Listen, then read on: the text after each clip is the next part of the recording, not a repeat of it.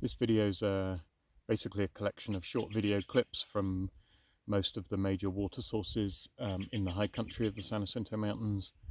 It's a compilation of clips that I've taken over the last couple of days. I did not get a video clip of the Round Valley faucet when that was checked about 3 or 4 days ago, but that's flowing quite well right now. As I don't really consider them high country, I haven't included Cedar Spring, Apache Spring and Live Oak Spring, which are on the Desert Divide section of the PCT. All three of those have been flowing relatively well. Apache Spring's getting pretty slow right now. Last year that more or less dried up in the summer, and I imagine that will do the same again this year. But Live Oak and Cedar are both flowing pretty well. Tuckwoods Creek here, where it crosses the PCT at about PCT mile 177. It's the first reliable water for northbound PCT hikers since Apache Spring, about 8 miles further south. The source, colloquially known as Greta Spring, is upstream, just up there, flowing gently by Tuckwoods Creek standards, and not far down below all those tree falls it actually dries up, or at least goes subsurface. By the time Tuckwoods Creek gets to the lower or northern end of Little Tuckwoods Meadow, which is up there, it's flowing well above the surface again, and this is a pretty accessible spot for getting good water, one of the more reliable spots.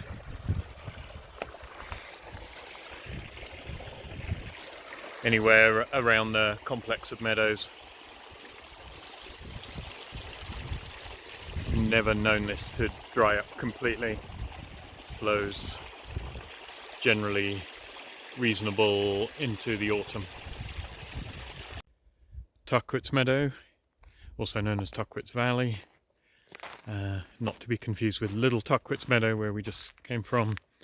A small creek flows through Tuckwoods Valley, close to drying up. Last year, if I remember rightly, it dried up in June. Probably do the same again this year. Although it's worth noting that there upstream, a couple of 100 yards, there were some pools that persisted for another month or two after the creek had dried up. At Skunk Cabbage Meadow, the drainage up there above, a small creek, Skunk Cabbage Creek, or also known informally as Candy's Creek, and is trickling gently, usually persists for quite a long time, even at a low flow. Probably good for at least another month, maybe 2, but we'll see. The first of the 2 springs on the north side of Wellman Cienega on the Wellman Trail. I generally like to fill up and use the northernmost of the 2. Flow rate is very low for May, but should still be good for a few more months.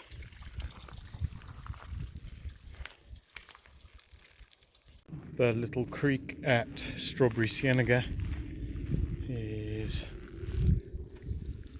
flowing gently.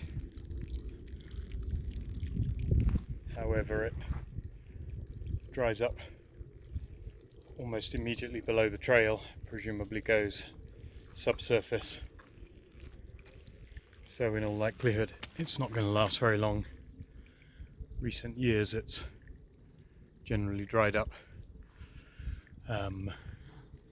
by about June or sometime in July.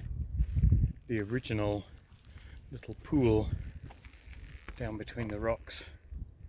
Still has a little water in it, but that usually flows a little bit longer than the creek. But obviously both are in a pretty poor state. This tiny little spring is known colloquially as Switchback Spring because it's right underneath a sequence of 6 tight switchbacks. This is just north of Strawberry Junction on the PCT/Deer Springs Trail at about PCT mile 183.3, something like that. Looks tiny, doesn't look like it's up to very much, but remarkably it is actually one of the most reliably perennial springs on the mountain, even in the driest of years, 2015, 16, 18, last year 2020, 2021, it has continued flowing. It's a bit of a trickle, but it's the little pool there. I'll dig it out after I've done this video, make it a bit deeper. Is a surprisingly reliable spot, and I've never had it dry up. Hopefully it stays that way. Stone Creek, where it crosses the PCT Deer Springs Trail at about PCT mile 183.6. Basically one not actively flowing pool right now.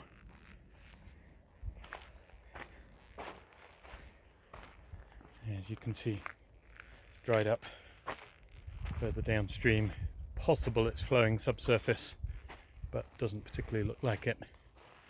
It's pretty remarkable for early May. Deer Springs crossing at about PCT mile 185.3, something like that. The 4 or 5 Deer Springs are about half a mile upslope up there, and as you can see the flow is frankly pathetic.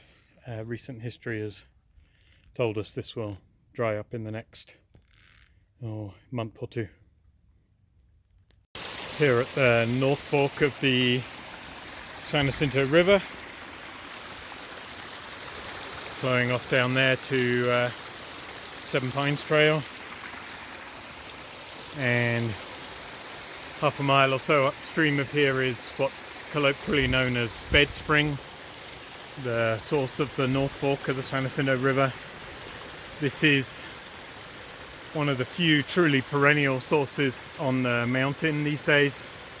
The source was believed to be one of a couple of other spots, either up in Little Round Valley or at Deer Springs, but those have dried up in the last 7 or 8 years in some of those years. So this is what is truly the source of the North Fork. Currently flowing fairly steadily. There's water trickling as usual at Shooting Star Spring. This is just a few tenths of a mile below Little Round Valley. Too early for the alpine shooting stars, the flowers that it's named after, to be emerging yet.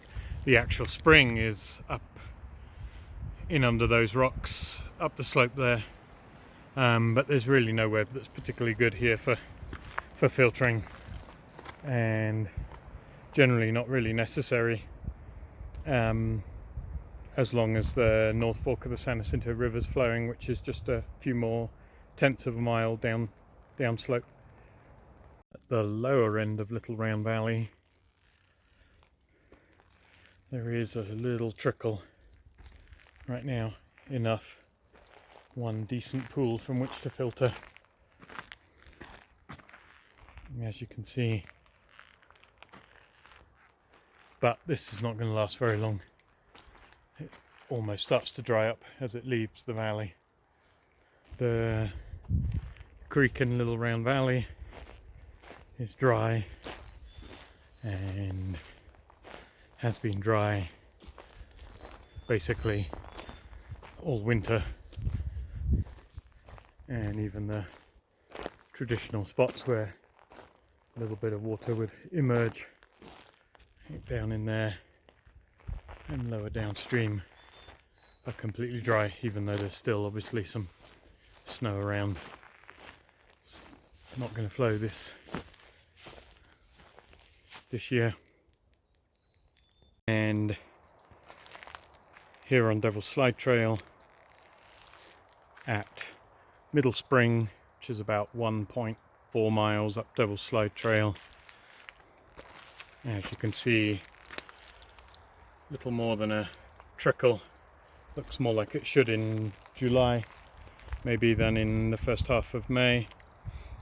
A couple of useful little pools for folks walking dogs, and that's the only remaining water source on Devil's Slide Trail that's still flowing.